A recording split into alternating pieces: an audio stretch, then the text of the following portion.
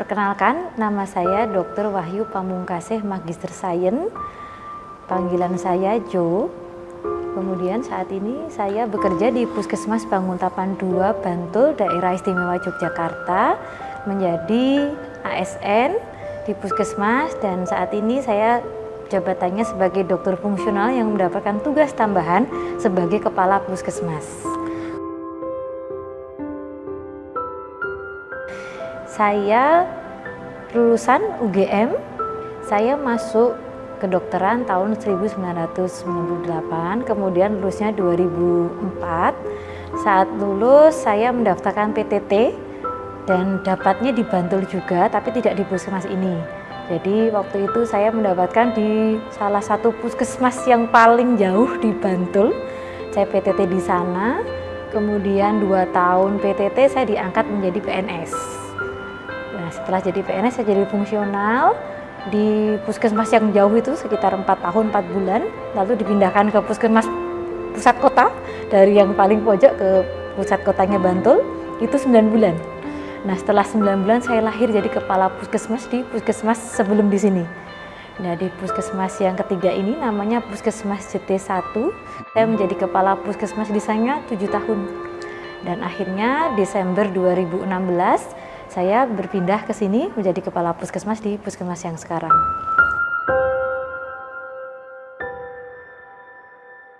Saya ingat sekali dulu masuk kedokteran itu dengan satu niat. Saya merasa, saya bukan dari kalangan medis ya, keluarga saya nggak ada yang orang medis. Lalu kakek saya waktu itu tuh meninggal dengan perdarahan. Dan saya lalu berpikir betapa jauhnya orang-orang sekitar saya itu dengan akses kesehatan, dengan informasi kesehatan. Di situ saya sebenarnya belum tahu ya, jadi dokter itu mau nanti kemana. Tapi saya cuma berpikir, saya pengen jadi dokter untuk mendekatkan akses dan informasi kesehatan untuk orang-orang sekitar saya. Akhirnya ya jalan hidup lah, akhirnya saya di puskesmas yang nggak keluar dari tempat lahir saya. Jadi saya lahir di DIY, sekolah di DIY, pekerja di DIY. Jadi memang dari awal niat saya seperti itu, ternyata Tuhan memberikan jalannya ya harus di puskesmas. Puskesmas itu program layanannya sedikit berbeda dengan rumah sakit. Karena singkatannya sudah ya, Pusat Kesehatan Masyarakat. Jadi kami tidak hanya menangani orang sakit, tapi mengajak orang sehat. Jadi ada 2 program penting, yaitu upaya kesehatan masyarakat yang mengajak orang sehat, dan upaya kesehatan perorangan yang seperti rumah sakit. Jadi melayani orang yang terlanjur sakit dan sebagainya. 2 hal itu yang membedakan ketika dokter di puskesmas dan dokter tidak di puskesmas. Nah, saya merasa waktu menjadi dokter puskesmas betapa waktu kuliah itu benar-benar semua dipakai. Pelajarannya semua dipakai, kuliahnya dipakai, karena semuanya ada walaupun sedikit-sedikit gitu ya. Jadi yang membedakan karena saya dulu sekolahnya dari nangani orang sakit seperti ini, kemudian biar sampai sembuh seperti apa. Ternyata sampai di sini saya harus mengajak orang untuk sehat. Itu yang menurut saya sangat beda dengan yang lain, dan menerjemahkan program pemerintah untuk sampai ke masyarakat. Itu yang menurut saya poin beda untuk di rumah sakit dan di puskesmas.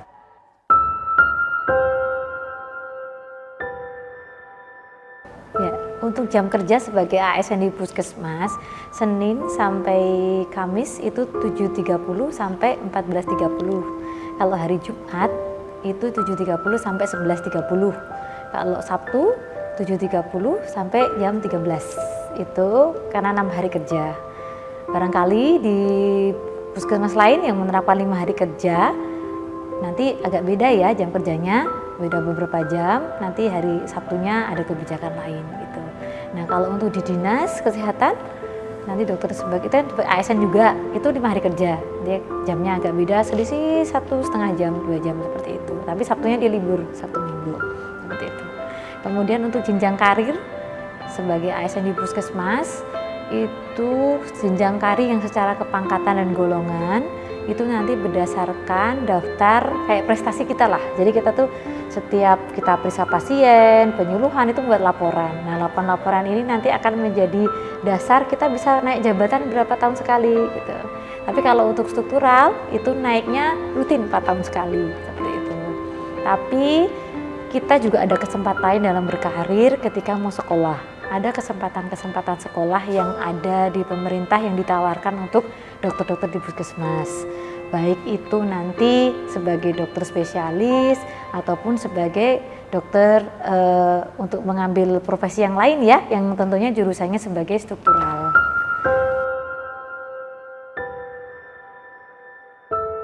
Puskesmas itu kan sebuah tim. Jadi kalau ditanya jam kerjanya puskesmas, adakah nggak di luar jam kerja gitu? Ada, tapi ada tim di situ. Jadi kami ketika tugasnya itu mengajak orang sehat, penyuluhan, kan tidak bisa semuanya di jam kerja. Karena mereka bekerja, kami ketemu mereka ketika nggak bekerja. Tapi kami ada tim, bisa membagi waktu, misalnya yang nanti tugas malam tidak harus masuk pagi, ataupun ketika nanti harus ada di luar jam kerja, kami ada kompensasi-kompensasi tersendiri, misalnya ada transport, atau waktu dulu diperbolehkan untuk mendapatkan honor narasumber, dapat honor narasumber. Artinya kita bisa mengatur agar jam kerja kita juga tidak melebihi nanti kena undang-undang ketenagakerjaan, tapi memang tidak menutup kemungkinan ketika nanti ada sesuatu hal yang hubungan dengan masyarakat itu tidak harus di jam kerja. Misal ada visum. Visum kan sewaktu-waktu, jam 2 pagi, jam 1, yaitu memang panggilan kemanusiaan kita yang harus kita dharmakan dan kita harus mau untuk dipanggil.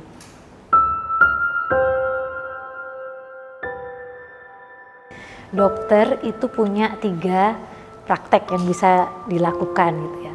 Jadi izin praktek saya di puskesmas itu 1 ke 1. Jadi walaupun saya kepala puskesmas harus punya surat izin praktek. Saya masih punya 2 dan jam kerjanya kan sekitar 7 jam. Kalau mau ngabisin jam saya masih punya 2 praktek lagi 2 kali 8 jam gitu ya. Masih sangat mungkin. Tadi saya ceritakan bahwa jam kerja sampai 14.30. Teman-teman saya pada punya klinik di rumah. Masih bisa praktek sore, masih memungkinkan sekali praktek di tempat lain ataupun punya praktekan ya. Saya bisa praktek sendiri, bisa punya praktekan. Jadi walaupun jadi ASN ini tidak satu-satunya pekerjaan yang harus kita geluti, kita masih bisa pekerjaan yang lain, bisa praktek di tempat lain karena kita masih punya 2 tempat praktek yang bisa dijalani.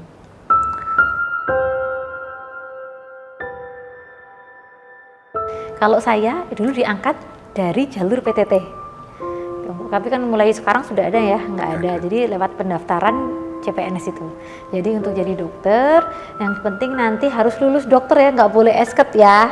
Harus dokter dulu, nanti kalau ada rekrutmen CPNS nanti mendaftar.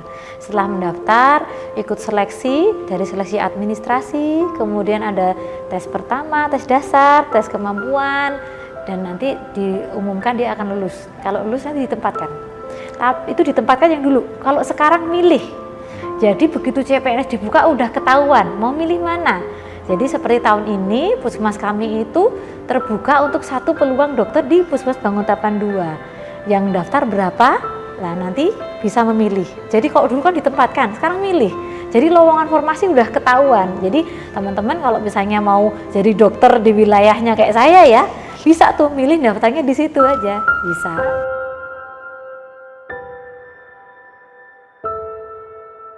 Menjadi dokter puskesmas tantangan tersendiri dan saya termotivasi dengan satu quote di TV ya. Ayo berjuang di dalam pagar. Saya merasa dengan saya di puskesmas itu saya berjuang kesehatan di dalam pagar. Karena betapa banyak yang bisa kita lakukan untuk mengubah sesuatu. Kita jadi mahasiswa pernah ya ikut demo, ikut apa, ikut menyuarakan pemerintah dan sebagainya.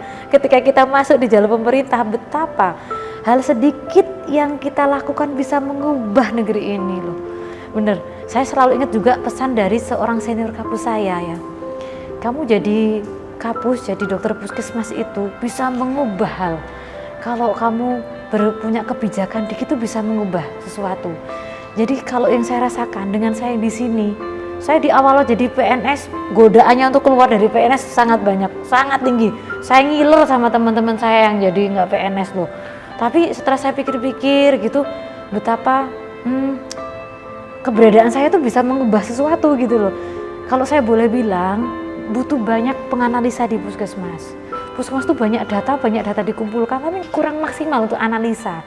Padahal data-data itu diperlukan untuk pembangunan. Jadi kalau teman-teman mau enjoy, senang menjadi peneliti, sebenarnya di puskesmas nih. Karena banyak sekali hal yang belum diteliti yang sebenarnya bisa jadi sumber data yang bisa jadi perencanaan kesehatan kita. Kemudian teman-teman kalau senang berinteraksi dengan orang lain, pasti senang di puskesmas deh. Kalau saya pikirkan ya, teman-teman yang di rumah sakit itu ketemu sama orang sehat, orang sakit gitu ya. Jadi ketemu orang sakit itu bawaannya kan senyum dikit aja kurang gitu ya. Tapi saya tuh ngerasain kalau lagi di BP, di layanan orang sakit ya, itu kayaknya ngajak orang untuk senyum itu tuh sangat susah. Tapi ketika saya penyuluhan, saya tuh ngelawak dikit aja orang tuh ketawa gitu. Saya senang gitu. Jadi mereka tuh bilang saya tuh katanya dokter lucu gitu. Saya nggak lucu-lucu amat, cuman saya ngerasa ternyata mereka tuh butuh orang-orang yang kayak entrepreneur gitu ya di puskesmas. Karena sekali lagi ngajak sehat itu butuh orang yang asik gitu. Saya nggak asik juga gitu, tapi saya merasa padahal teman-teman kita kan banyak yang dokter jadi influencer gitu. Tapi yang di puskesmas ayo dong, banyakin dong. Karena sekali lagi ya, kalau ngajak orang sehat tuh harus menarik yang ngomong gitu kan. Jadi teman-teman yang seneng berkomunikasi massa gitu, puskesmas lah, ayo ngajak orang sehat.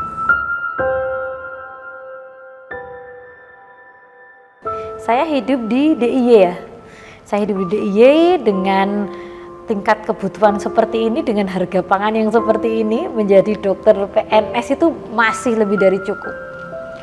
Karena untuk ketika masuk menjadi PNS itu gajinya kan sekitar 3, nanti dapatnya 80% ya, dapat 2 juta lah, dapat 2 juta selama jadi CPNS. Sekarang cuma setahun CPNS gitu kan. Kalau mau buka klinik sendiri itu perjuangan, dapat segitu ya. Kemudian nanti masih dapat tunjangan yang disesuaikan dengan kemampuan daerah. Nah, apalagi kalau teman-teman dokter yang suka berjuang nih, suka dapat dari keringat sendiri, ini sebenarnya eranya udah beda dengan yang dulu. Kalau dulu dari dokter puskesmas kayak nunggu aja ya berkah dari pemerintah. Kalau sekarang enggak, kita sekarang kan eranya kapitasi, kalau pesertanya banyak, kita makin banyak. Jadi kalau saya ngerasa ya, kalau boleh saya jujur, take home saya sekitar mungkin 8-10 juta dapat gitu ya dari sini. Belum lagi yang kalau saya diundang kemana gitu ya, di lintas sektornya saya ada dapat transport ini. Dan sekali lagi mungkin yang beda dengan yang lain, saya hampir nggak pernah jajan untuk makan siang. Karena makan siang saya itu kalau nggak dari masyarakat, posyandu gitu kan, dari rapat gitu. Jadi saya tuh hampir menu makan saya tuh nasi kotak gitu ya. Saya jadi kebutuhan saya untuk makan siang tuh hampir nggak ada gitu ya. Jadi teman-teman saya yang intensif di sini tuh yang paling terkenang adalah makan siang yang ngirit gitu ya. Jadi kalau saya lagi jadi dokter puskesmas, kalau saya hidup di Jogja masih lebih dari cukup. Saya masih bisa dolan dengan yang lain gitu, masih bisa nabung. Saya masih bisa urunan investasi klinik sama teman-teman yang lain loh gitu. Jadi nggak menakutkan loh jadi dokter puskesmas itu loh ya.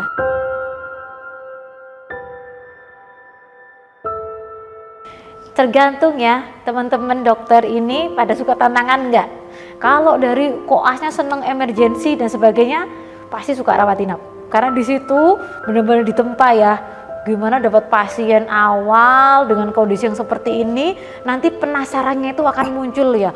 Ini kita sangkakan seperti ini, setelah dirawat jadinya ini. Wah, itu tuh asik sekali ya gitu. Jadi secara dinamitas gitu ya, senang rawat inap, tapi ya siap dipanggil ya sewaktu-waktu. Saya sebenarnya sama sih, kalau mau jadi spesialis juga dipanggil sewaktu itu mau ya. Nah kayak dokter spesialis di puskesmas itu ya dokter rawat inap gitu ya.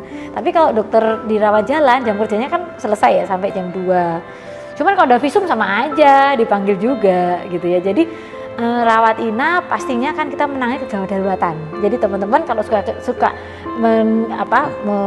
meningkatkan adrenalinnya, ya mungkin suka di puskesmas rawat yang inap. Tapi kalau suka yang mengelola pasien kronis, bagaimana kita berinteraksi dengan keluarga dan sebagainya, mungkin akan suka di puskesmas rawat jalan. Saya lahir dari keluarga yang bukan banyak dokter gitu ya. ketika saya jadi dokter, itu sesuatu yang sampai tetangga saya itu loh, punya nazar gitu ya. Kalau sampai kampus ini ada yang jadi satu dokter, wah saya dia nadar sendiri gitu kan. Nah ketika saya jadi dokter, saya ngerasa memang bukan KKN sih ya. Jadi info-info itu banyak yang sampai ke mereka. Jadi mereka sangat mendukung ya. Jadi sangat mendukung saya jadi dokter gitu, dan akhirnya memahami saya jadi apa. Tapi kalau menurut saya jadi dokter puskesmas itu tidak seperti di rumah sakit loh. Waktu saya masih banyak untuk keluarga, sangat masih banyak. Saya bisa pulang siang, masih bisa sore jalan-jalan dan sebagainya. Saya lihat kalau di rumah sakit justru teman-teman sibuk sekali gitu ya. Jadi saya malah justru dengan pertanyaan, apakah keluarga bisa memahami menjadi dokter puskesmas? Wah sangat memahami, karena saya masih punya banyak waktu dengan keluarga dan sebagainya gitu ya. Untuk suami saya sangat mendukung saya ya. Saya sebagai pimpinan itu di puskesmas pasti membuat banyak kebijakan ya. Saya harus bijaksana, bijak sini kata orang bisa gini. Nah triknya saya itu ketika di rumah saya pasrahkan semua sama suami deh. Saya sampai makan apa aja saya bilang aku nggak mau buat keputusan lagi. Saya di puskesmas itu udah sering membuat keputusan, aku nggak mau buat keputusan di rumah. Itu salah satu relaksasi saya. Jadi saya sampai milih makan aja nggak mau saya milih gitu ya. Jadi stres sebagai pimpinan dan dokter di puskesmas ada, tapi ya gimana kita menyikapinya dan jangan sampai menelantarkan suami ya dan sebagainya gitu ya.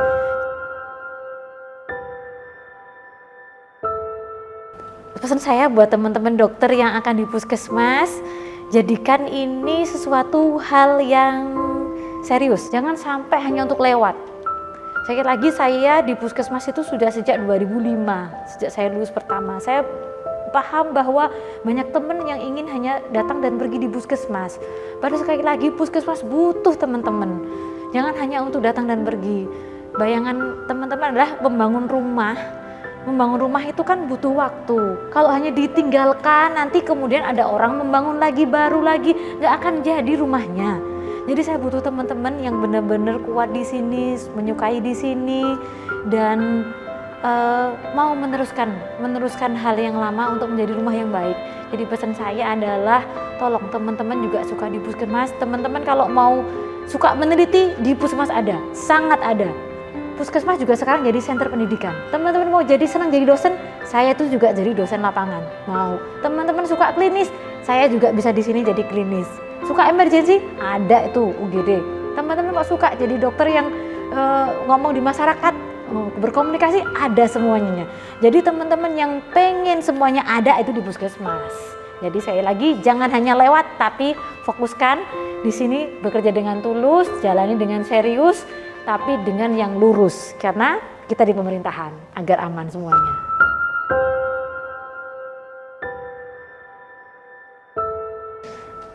Pengalaman jadi dokter puskesmas dan pimpinan dan teman-teman nanti mungkin ini PR-nya yang kalau boleh saya tuh lepas gitu ya, itu bagi JM, bagi jasa layanan.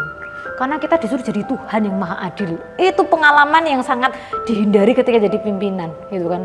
Jadi semua orang itu kadang-kadang butuh kambing hitam gitu ya. Jadinya padahal kita nggak bisa jadi adil. Ketika ngomongin masalah insentif dan sebagainya, sekali lagi kita harus bijaksana, bijak sini, biar adil sana, adil sini.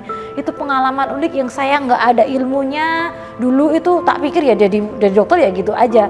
Terus kemudian pengalaman unik lagi, saya ingat banget.